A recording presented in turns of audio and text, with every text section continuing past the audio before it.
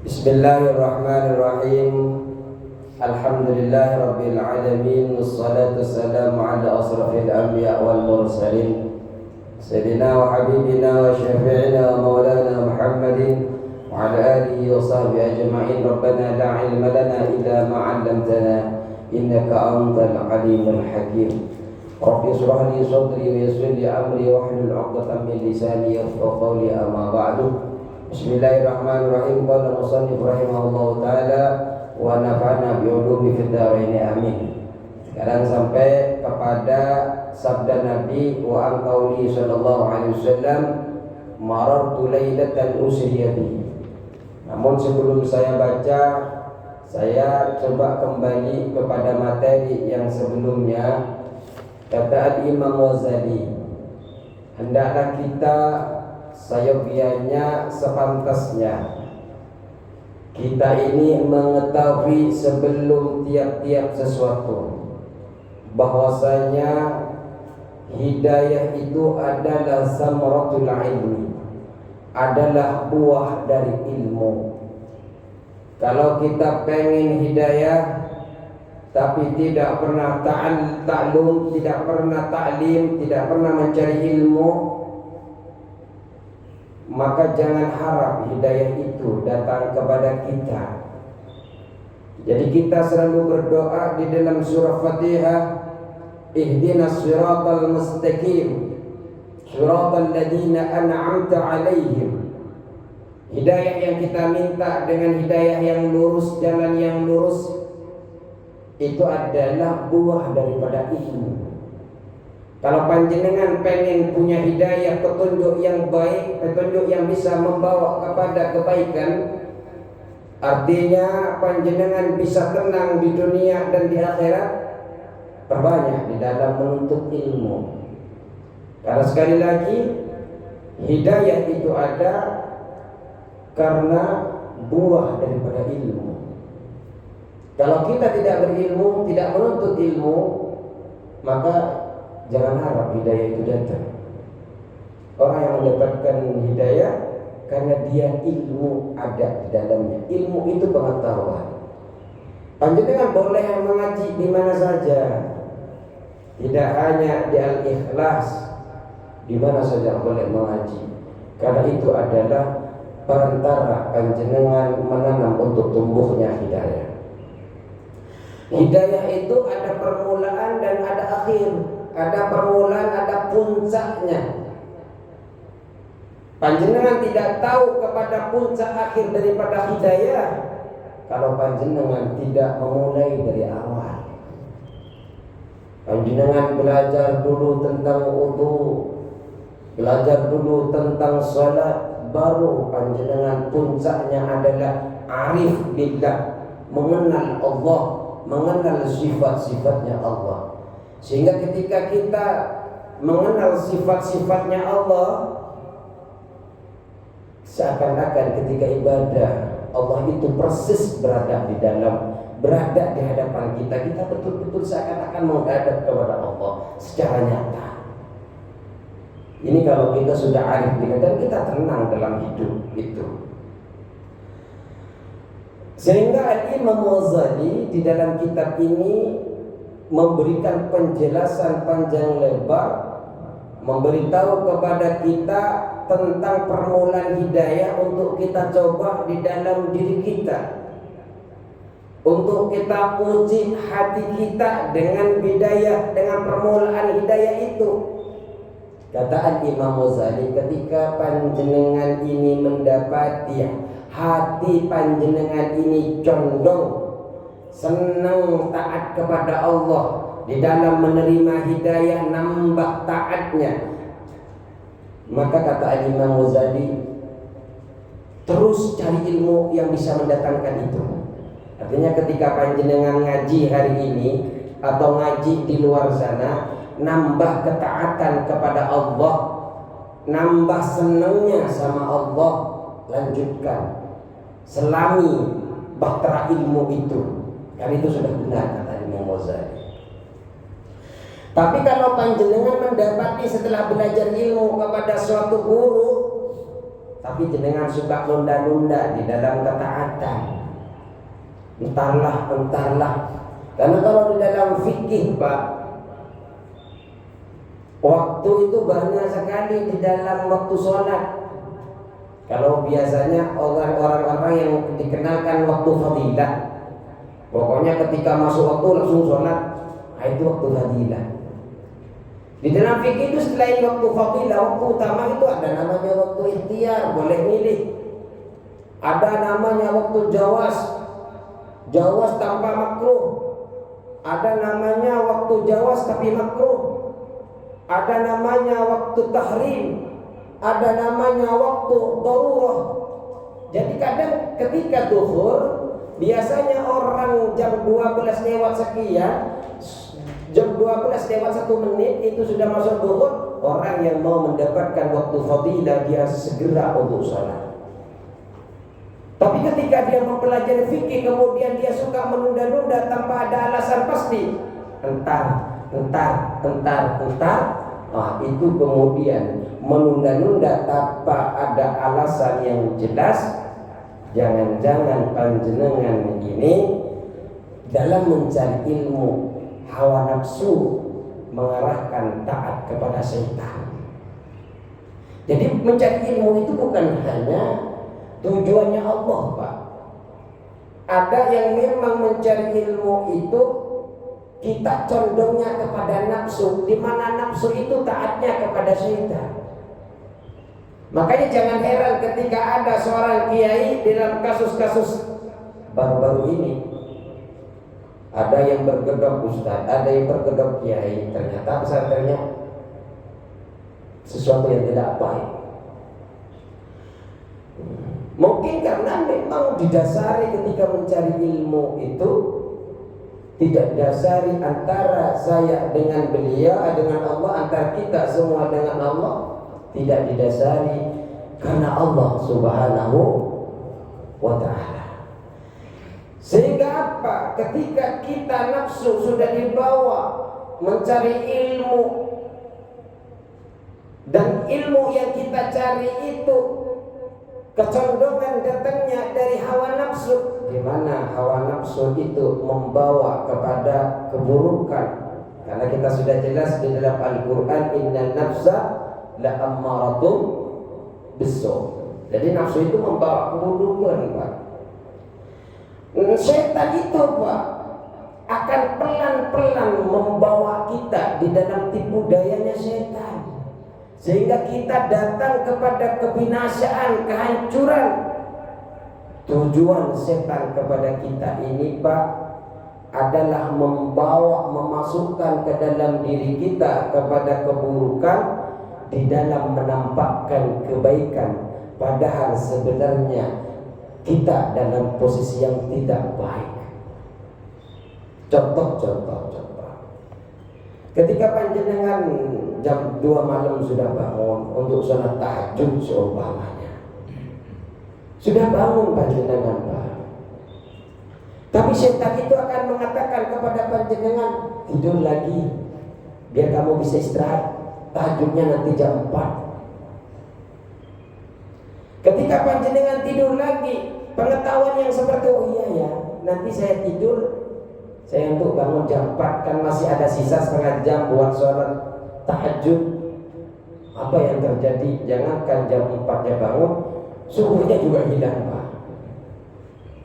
Nah ini tipu daya setan. Padahal istirahatnya baik, untuk biar bisa sholat tahajud jam 4 dan bisa sholat subuh berjamaah di mushola. Tapi setan juga keren, menampakkan, kata di dalam Al-Quran itu, bil aksarina a'mala. Setan itu hingga mempertemukan kepada dia dengan amal-amal yang perbuatan-perbuatan yang merugi. Siapa itu orang-orang yang perbuatan yang merugi? Alladzina dhalla sa'yu fil hayati dunya. Orang-orang yang usahanya di dalam kehidupan dunia ini dalam keadaan sesat. Usahanya sesat di dalam kehidupan dunia. Siapa mereka yang sesat di dalam usaha, di dalam kehidupan dunia ini?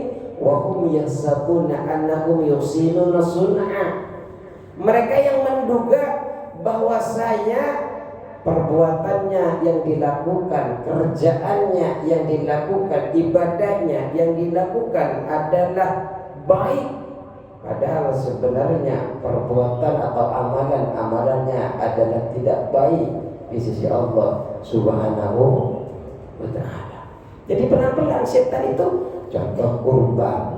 Ayo kurban, dibacakanlah sama setan manfaat kurban, dibacakan oleh setan manfaat mencari ilmu, tapi dilupakan oleh setan bagi orang yang mencari ilmu.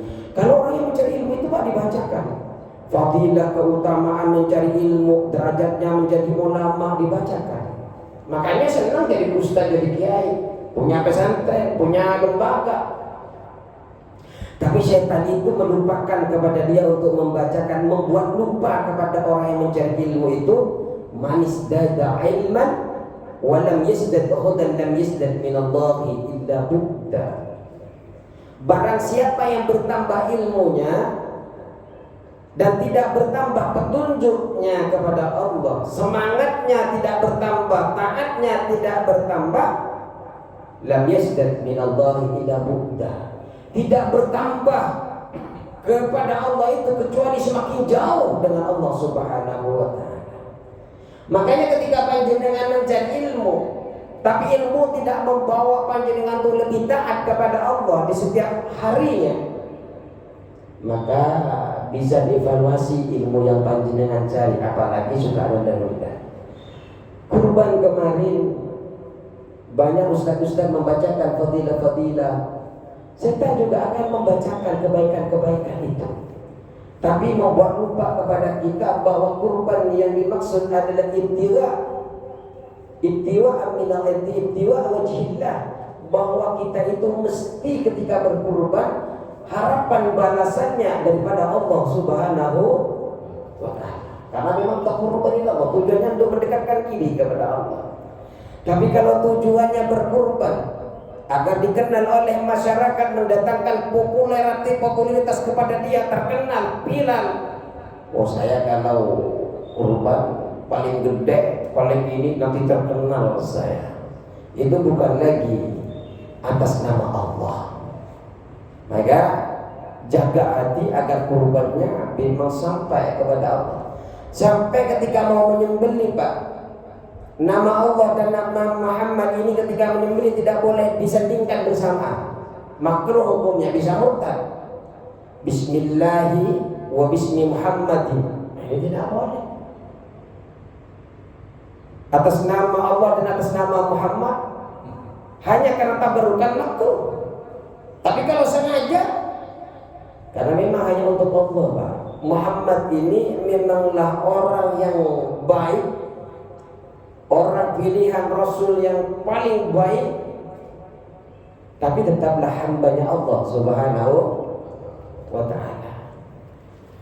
Jadi orang-orang yang mencari ilmu itu Pak, orang yang berkorban kayak itu dilupakan. Disuruh fadilah itu dia tahu, tapi dilupakan untuk menyiapkan diri karena Allah. Begitu juga orang yang mencari ilmu. Panjenengan semangat, biasanya orang-orang yang sudah mulai punya anak semangat lagi biasanya dalam menuntut ilmu, biasanya cari guru-guru di mana-mana, terutama guru-guru yang viral-viral, diikutin sampai kemana didatengin Tuhan. Biasanya. Kemudian dibuat lupa juga kita bahwa ada hadis Rasulullah sallallahu alaihi wasallam, asaddun nasi adaban yaumal qiyamah. Siksa yang paling pedih di hari kiamat nanti bagi manusia adalah alimun lam yanfa'ullahu bi'ilmihi, orang yang alim yang tidak diberikan manfaat daripada ilmunya oleh Allah Subhanahu wa ta'ala. Ilmunya tidak bermanfaat. Ketika ilmunya tidak bermanfaat karena tidak diamalkan sama panjenengan, ketahuilah bahwa itu perkara nanti dihisab oleh Allah, dan paling besarnya siksa nanti di akhirat. Makanya ulama-ulama yang tidak mengamalkan itu yang disiksa duluan nanti Pak. Punya ilmu mana disalahgunakan, yang hak, yang sudah jelas hak yang sudah jelas-jelas haram seumpamanya dicarikan dalil biar halal. Ini bahaya. Maka kemudian di situ kan ada doa sebelum yang akan kita baca itu, Allahumma inni a'udzubika. Karena memang kan sallallahu alaihi wasallam yaqul, Rasulullah sallallahu alaihi wasallam biasa membaca doa ini, Pak. Allahumma ya Allah, inni sesungguhnya saya a'udzubika memohon perlindungan kepadamu ya Allah, min ilmin dari ilmu, la yanfa yang tidak bermanfaat, wa qalbin dan aku meminta perlindungan kepadamu dari hati, la yakhsha yang tidak khusyuk. Karena kita kadang sholat Allahu Akbar, inna salati wa nusuki wa mahyaya wa mamati lillahi rabbil alamin, sudah ikrar kita bahwa sholatku, ibadahku, hidupku, matiku untuk Allah. Kita juga ikrar inni wajjahtu wajhiya lilladzi fatara samawati wal ardh. Kita sudah ikrar akan menghadap kepada Allah, semua yang ada dalam diri kita ikrarkan menghadap kepada Allah. Tapi terkadang inni wajjahtu wajhiya kita baca pikiran kemana-mana. Pikiran nanti sore kayaknya ada konsumen datang mau beli satu dus. Ini makanya kita minta kepada Allah, wa khalil la yakhsha, hati yang tidak khusyuk, minta perlindungan kepada Allah. Wa amalin dan perbuatan atau amal la yurfa yang tidak diterima. Amal banyak tapi kalau enggak diterima, Pak, ini yang beramal saja potensinya tidak diterima, apalagi yang tidak beramal. Makanya kita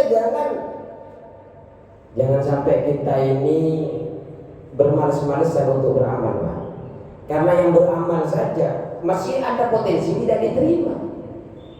Maka kita siapkan pintu-pintu untuk opsi-opsi mana nih. Kalau ini nggak diterima oleh Allah, maka ini yang diterima, terus berbanyak.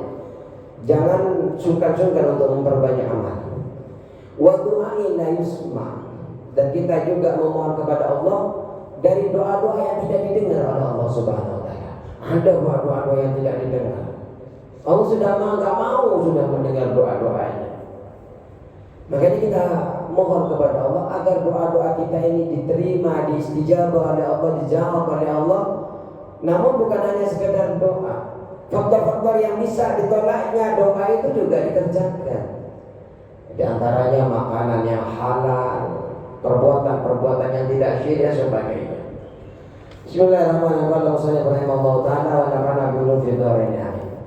Kita masuk kepada materi wa anqauli sallallahu alaihi wasallam, dan dari sabda Nabi Muhammad sallallahu alaihi wasallam, marartu lailatan, saya berjalan di waktu malam. Ini di halaman 5 deretan ke bawah 5. Saya lewat di waktu malam, kata Rasulullah, usriya bi aqwamin, usriya bi, ya aku diperjalankan. Jadi ketika Isra Mi'raj, jadi Rasulullah di waktu Isra Mi'raj di waktu malam bi aqwamin bertemu dengan satu kaum, Pak. Suatu kaum ini adalah tukratu syifahuhum bi maqarid min nar. Ternyata suatu kaum yang dijumpai Rasulullah ketika Isra menggunting bibirnya dengan gunting dari neraka. Faqultu, aku bertanya, ya penasaran kok ada orang yang menggunting bibirnya sendiri, Pak. Ya aneh, bibirnya kok digunting. Ditanya oleh Rasul, siapa kalian? Man antum? Siapa kalian? Kalau kaum itu menjawab, kunna na'muru bil khairi, kami ini memerintah kebaikan. Wala nati, tapi kami ini tidak mendatanginya. Tapi nyuruh orang berbuat baik, menyuruh orang untuk pergi ke musalla, tapi dianya enggan untuk musalla.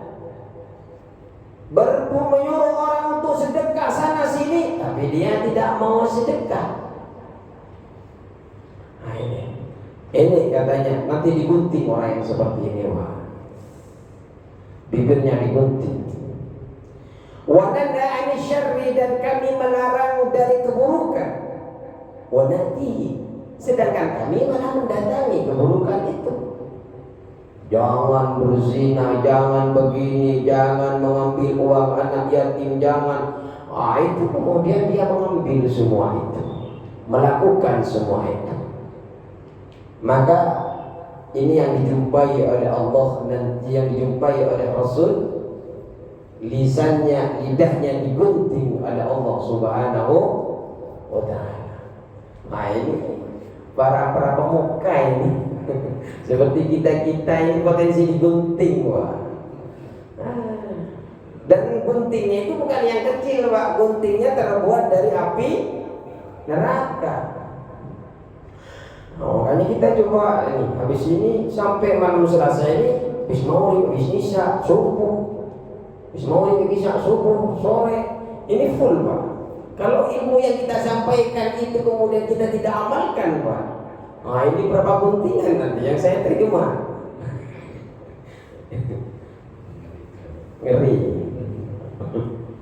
Wa iyyaka ya miskin, maka waspadalah wahai orang miskin. Maksudnya miskin ini adalah orang yang kurang aman, orang yang kurang di dalam kebaikan, sehingga disebut ya miskin oleh Imam Ghazali, bukan miskin harta.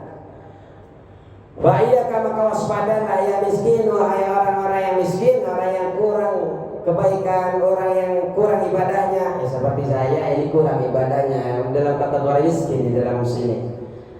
Saya kurang daripada kebaikan-kebaikan, rahmat-rahmatnya Allah Subhanahu wa ta'ala yang terus butuh daripada rahmatnya. Apa kata Imam Ghazali?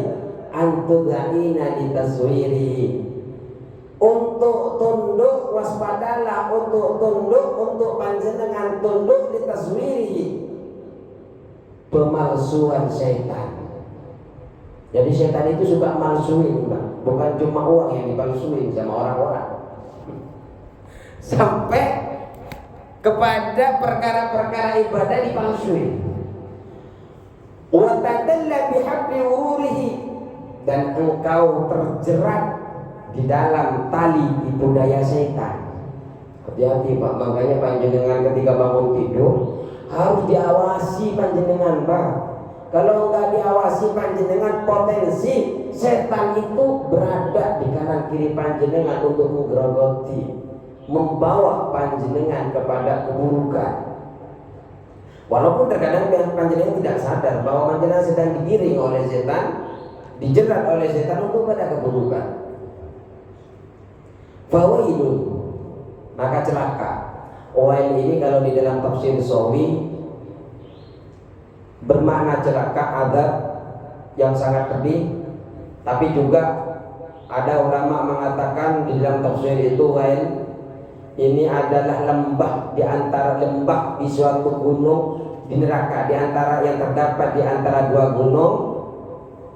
Orang yang masuk ke dalam neraka wail sampai ke bawah itu, Bu, Pak, ketika masuk ke sini terprosok ke dalam neraka wail ini, dia selama 40 tahun di dalamnya. Jadi ketika kita masuk ke dalamnya itu bisa mau nyampe ke bawah itu perjalanannya sekitar 40 tahun. Dan wail ini ketika wail ini ditaruh, nerakanya ini ditaruh saja, api panasnya ini panas, Pak, wail ini. Jadi ketika kita dilempar terprosok ke dalam wail ini, dari atas kita dilempar ke bawah itu selama 40 tahun baru nyampe ke dasarnya. Makanya fawailul lil musallin, ya ada kan, alladzina hum an salatihim sahun. Wail bukan hanya celaka, wail ini kata ulama memang lembah di suatu neraka jahanam, di mana kalau kita sudah dilempar ke dalamnya, mau sampai ke dasarnya itu butuh waktu 40 tahun. Jadi kita kepanasan-panas selama 40 tahun di perjalanan ini panas terus, Pak. Belum nyampe ke dasarnya neraka. Apa Apa katanya? Fawailun, maka celaka, lil jahili, bagi orang bodoh, orang awam. Haitsu lam yata'allam maratan wahidatan, sekiranya lantaran dia tidak belajar maratan wahidatan, celakanya satu kali. Wa wailun, dan celaka lil alimi, bagi orang yang alim, haitsu lam ya'mal bima 'alima alf marat. Celaka bagi orang yang alim yang punya ilmu, sekiranya dia tidak mengamalkan dengan apa yang dia ketahui, celakanya alf marat, 1000 kali. Kalau orang bodoh celakanya satu kali, kalau orang berilmu 1000 dijawab. Wah, ini kan tidak berilmu Ustaz, cuma satu kali celakanya. Orang berilmu beri 1000 kali. Kemudian dijelaskan oleh para alim ulama, ini hanya hitungan, bukan keadaannya. Fayumkinu ayyakun al-adzabul wahid asyadda min alfi bi'ad'afin. Ada potensi, kata al-Imam Nawawi Banten di dalam Mensari menjelaskan kitab ini, ada potensi, ada kemungkinan satu kali siksa yang diberikan kepada orang yang jahil, orang yang awam, orang yang bodoh lebih besar lipatannya daripada yang 1000 kali. Karena bagi orang alim, ketika dia, orang yang berilmu, ketika dia meninggalkan barang wajib, tidak sholat seumpamanya. Ada orang alim tapi tidak sholat, Pak. Atau ada orang yang berilmu yang makan haram, itu Allah akan menyiksa dia atas apa yang dia lakukan, karena meninggalkan wajib, karena makan haram. Tapi siksa yang diberikan kepada mereka ini antak ayyakuna ta'dzibu ta'ala lahu tadkhiran lahu. Tapi siksa yang diberikan Allah kepadanya ini untuk membersihkan dosa-dosa yang ada di dalam dirinya. Ini kelebihan orang alim, orang berilmu. Orang alim itu tidak mesti ustaz, Pak. Orang alim itu tidak mesti jadi ustaz, tidak mesti jadi kiai, tapi orang harus alim, Pak. Orang itu harus berilmu. Alim itu berilmu, tahu caranya sholat, tahu caranya wudu, ini alim. Kalau panjenengan caranya wudu saja tidak tahu, bagaimana mau sholat? Ya nggak sah sholatnya. Orang mesti alim, makanya mencari ilmu itu mulai dia lahir sampai masuk ke liang lahat itu wajib, fardu ain. Makanya Pak, mencari ilmu itu bukan karena harus jadi ustaz, karena panjenengan untuk sarana ibadah.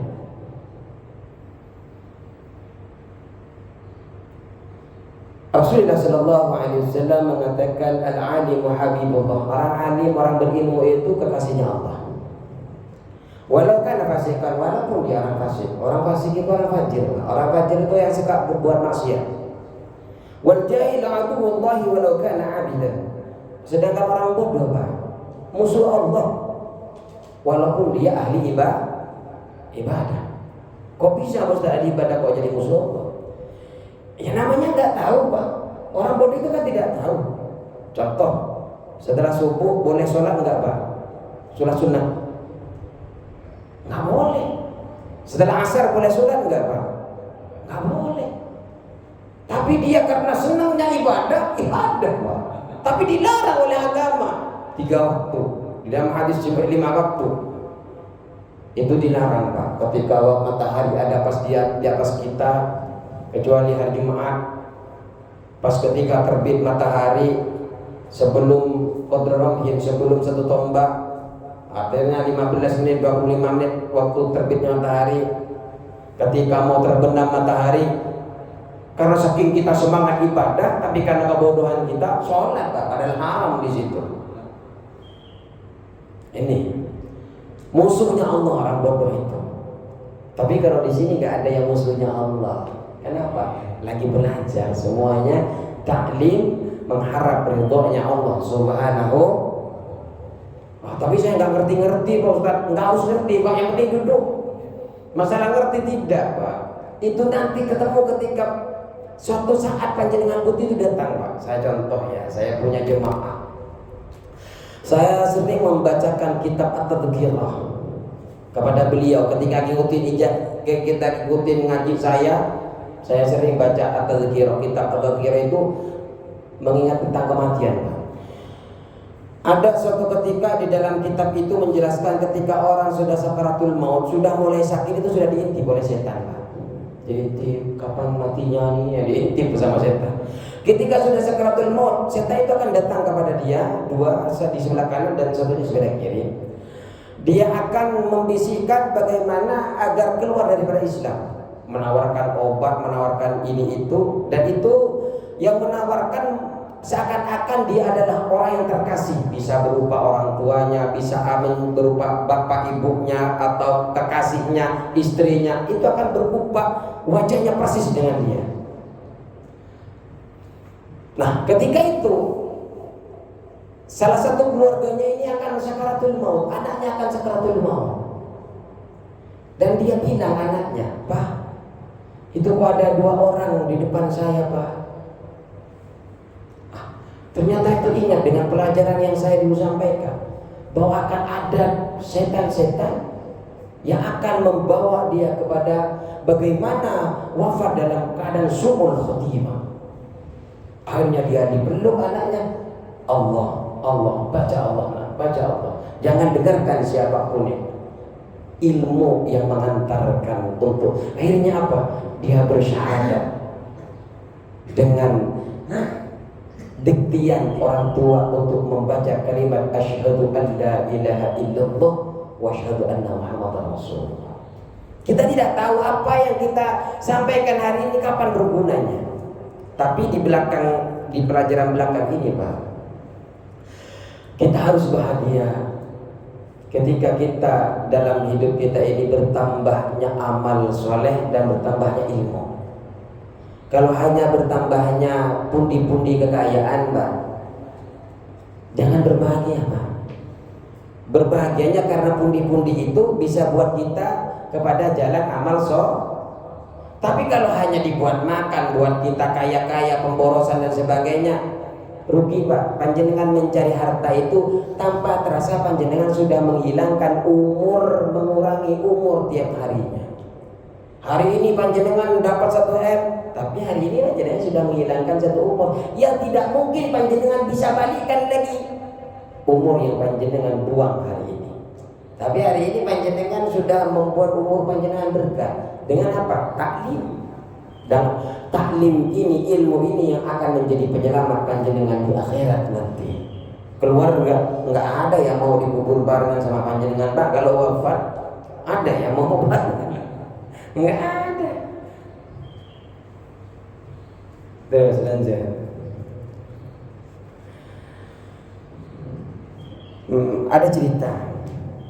Ada cerita hikayah di dalam kitab ini, perbedaan mana yang baik antara orang yang berilmu fasik dengan orang yang ahli ibadah tapi bodoh. Diceritakan oleh Al-Imam Nawawi, ada orang yang penasaran Pak, akhirnya datang. Dia keluar kepada salah seseorang yang ahli ibadah. Setelah nyampe ke ahli ibadah, dia berkata, dia pura-pura menjadi Tuhan Pak. Jadi ada orang yang sholat sunnah di sini, langsung ada yang bisikin di jendela itu. Lain malam-malam Pak, dia itikaf dari tahajud malam-malam, langsung dibisikin, "Wahai hambaku, aku sudah menerima doamu dan aku sudah mengampuni dosa-dosamu, maka tinggalkanlah ibadah, istirahatlah, karena sudah cukup kamu ibadah kepada saya." Yang hamba yang tidak tahu, yang awam tadi hanya rajin ibadah. Kemudian dia menjawab, "Oh, ini ilham ini wahyu ini." Wahyu. Akhirnya jawab apa? "Wahai Tuhanku, inilah yang saya harapkan darimu. Saya memujimu, saya bersyukur kepadamu, dan saya menyembahmu. Mulai zaman dulu sampai sekarang saya hanya ingin disapa seperti ini. Padahal kita tahu Nabi Musa saja Pak mendengar suaranya pingsan Pak. Nabi Musa yang dekat dari pilihan dari Bani Israel pingsan Pak.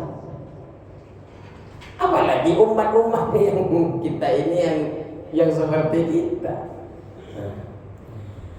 Maka kemudian dia itu salah di dalam menanggapi. Dia mengatakan saya bersyukur kepadamu, saya memujimu dan saya menyembah kamu. Nah ini sudah salah Pak. Saya menyembah kamu. Ini sudah menjadi orang yang kafir. Orang yang kafir. Kenapa? Nyembahnya kepada manusia. Mana Allah bilang langsung membisiki di jendela. Ini sudah keluar dari Islam. Penasaran lagi, berangkat lagi kepada orang yang fasik.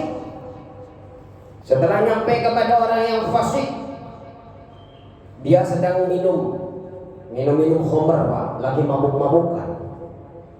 Dia mungkin dulu pernah belajar agama, tapi karena perjalanan hidup seseorang tidak tahu, dia minum Pak. Minum.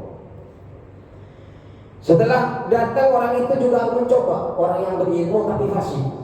Yang tadi orang jahil tapi ahli ibadah. Tapi ternyata ketika dibisikin malah mengaku kepada si pembisik ini adalah Tuhan yang sudah dia sembah. Nah, orang yang minum khamr, orang yang fasik, kemudian dia abdi, kata orang yang mengaku Tuhan ini, wahai hambaku, bertakwalah engkau kepadaku, takutlah engkau kepadaku. Aku ini adalah Tuhanmu. Saya akan menutupi aibmu dan janganlah engkau malu kecuali kepadaku. Dan maka saya ini akan merusak dan saya akan melaknat, saya akan membinasakan kamu kalau kamu tidak berhenti dari minum-minum ini. Karena saya adalah Tuhanmu. Apa orang yang fasik ini? Celuritnya diambil. Tapi kalau di sini bahasanya pedang. Karena saya orang ketimuran, Timur Tengah. Celuritnya diambil. Setelah celuritnya diambil, kemudian keluar dia, karena dia juga membisik di jendela juga Pak. Ya kagak mungkin Tuhan langsung di depannya. Langsung keluar, ambil celuritnya. Kalau di dalam kitabnya pedang. Mana Ustaz kok nggak ada celuritnya? Nggak ada, saya yang ngomong celurit. Jadi diambil celuritnya, dikejar itu orang, dikejar, terus dia mengatakan, wahai orang, engkau ini tidak kenal dengan Tuhanmu. Engkau ini tidak kenal dengan Tuhanku, tapi aku kenal dengan Tuhanku. Tuhan tidak mungkin berupa jasad, tidak mungkin berupa bentuk seperti manusia dan bersuara seperti manusia. Orang yang fasik yang berilmu saja, orang yang fasik tapi berilmu, dia paham bahwa Tuhan itu tidak akan seperti laisa kamitslihi syai'un, tidak akan sama dengan sesuatu apapun. Jangankan suaranya Pak. Makanya kita ini betul-betul Pak, di dalam ibadah didasari ilmu. Kalau panjenengan mau kurban di atas dasar ilmu. Memang saya lupa kemarin. Seharusnya sebelum kurban itu saya ngisi tentang kurban. Ingatnya setelah di bloksi langsung minta isi kurban. Ini udah kelewat kata saya. Akhirnya gara-gara bloksi itu saya di mana-mana ngisi kurban. Jadi saya tutup kitab terus kurban semua. Memang nggak tahu kalau ternyata beliau sudah membisiki Kiai Agus Rahman. Udah. Jadi kita harus memiliki dasar bagaimana ibadah. Kalau mau umroh, mau haji, belajar dulu Pak. Tidak mencukupi kepada manasik. Manasik panjenengan sebulan sekali atau seminggu sekali datang, itu pun mau dekat-dekat Pak. Banyak hal yang harus dipelajari di dalam ibadah. Mau umroh, buka dulu kitabnya Pak. buka dulu bukunya, beli buku, baca-baca. Apa yang bisa menyebabkan umrohnya tidak diterima? Ini kan apa? Wong pitu. Ini kan RTT itu wong pitu. Ini kayaknya memang orang-orang pilihan di sini. Saya lihat pendapatannya lebih gede dari masjid. Ya dah, insyaallah. Wa'lam anna an-nasa fi talabil ilmi ala salasati asya, ala salasati ahwalin. Kita akan masuk ke pelajaran ini insyaallah untuk bulan depan. Bahwasanya ketahuilah bahwasanya manusia ini di dalam menuntut ilmu, tipe-tipe orang mencari ilmu itu ada 3 tipe orang di dalam menuntut ilmu. Ini yang akan kita pelajari insyaallah nanti bulan depan. Apakah kita masuk ke tipe yang pertama, kedua, ketiga? Kenapa dimulai dari ilmu, Pak? Karena mesti ibadah itu harus berilmu. Tapi kalau kita di dalam mencari ilmu salah langkah, habis salah semua, Pak. Makanya Imam Ghazali ini mewanti-wanti dari awal ini tentang bagaimana hidayah, bagaimana ilmu, bagaimana kelebihan ilmu. Mungkin kita buka diskusi, siapa tahu yang bertanya, karena tinggal saya disuruh biasanya 45 menit disuruh selesai, karena hari Sabtu masih ada yang bekerja. Saya tutup, wallahul muwaffiq ila aqwamit thoriq. Wassalamualaikum warahmatullahi taala wabarakatuh. Mungkin ada yang bisa kita